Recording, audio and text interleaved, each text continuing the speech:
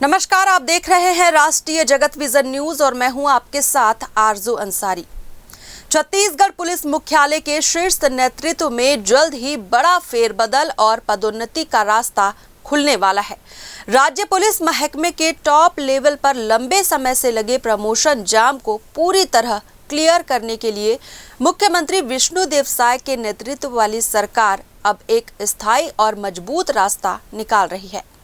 मंत्रालय सूत्रों की माने तो जल्द ही आगामी कैबिनेट बैठक में 3 नए स्पेशल डीजी पद पर सृजित करने के अहम प्रस्ताव पर मुहर लग सकती है।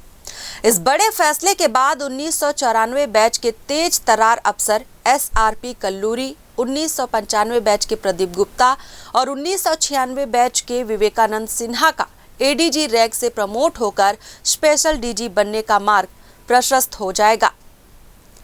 UPSC तय नियमों के मुताबिक 30 साल की सेवा पूरी कर चुके IPS अधिकारी DG रैंक के लिए विधिवत पात्र हो जाते हैं।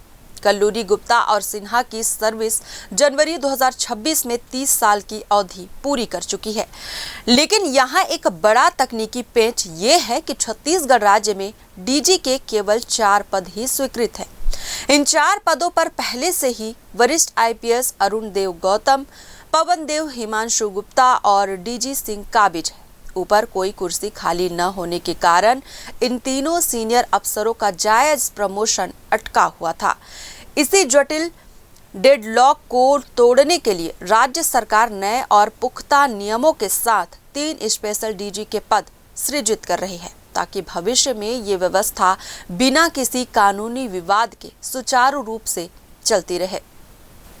Indian police service cadre rules 1954 के रूल 4, सब रूल 2 और संबंधित प्रावधानों के अनुसार राज्य सरकार द्वारा DG या स्पेशल DG जैसे उच्च पदों पर प्रमोशन या अतिरिक्त पद सृजित करने के लिए केंद्र सरकार अर्थात केंद्रीय गृह मंत्रालय की पूर्व मंजूरी अनिवार्य होती है।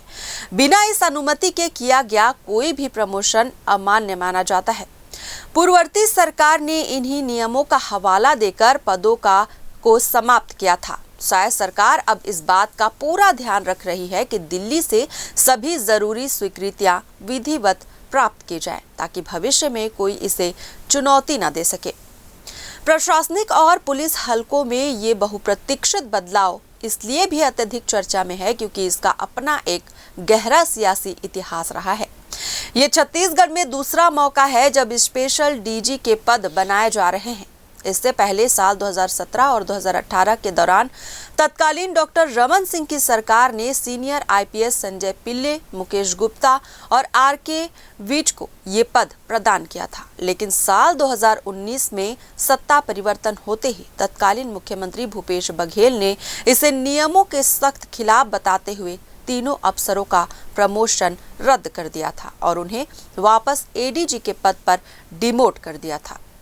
अब हाल ही में 29 अप्रैल को शायद सरकार ने न सिर्फ बघेल सरकार के उस विवादित आदेश को पूरी तरह निरस्त किया, बल्कि रिटायर्ड IPS मुकेश गुप्ता के सर्विस रिकॉर्ड में ADG की जगह स्पेशल DG दर्ज करवाकर ये कड़ा संदेश दिया है कि मौजूदा सरकार पुलिस के आला अफसरों के वाजिब हकों के साथ मजबूती से खड़ी है।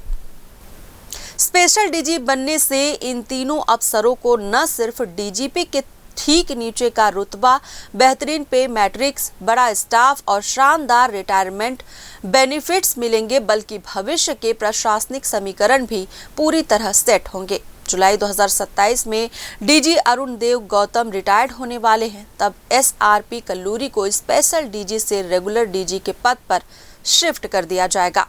वही राज्य के मौजूदा DGP की भी साल 2027 में रिटायर्ड हो रहे हैं। इसके बाद पुलिस महकमे के नए मुखिया यानी नए DGP की रेस में हिमांशु गुप्ता और GP सिंह के बीच मुख्य और रोचक दावेदारी देखने को मिलेगी।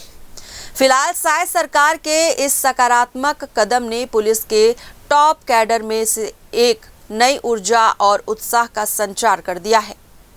फिलहाल इस खबर में बस इतना ही। देश प्रदेश की खबरों से अपडेटेड रहने के लिए हमारे चैनल को सब्सक्राइब करें और नई खबरों के नोटिफिकेशन के लिए बेल आइकॉन जरूर दबाएं। नमस्कार।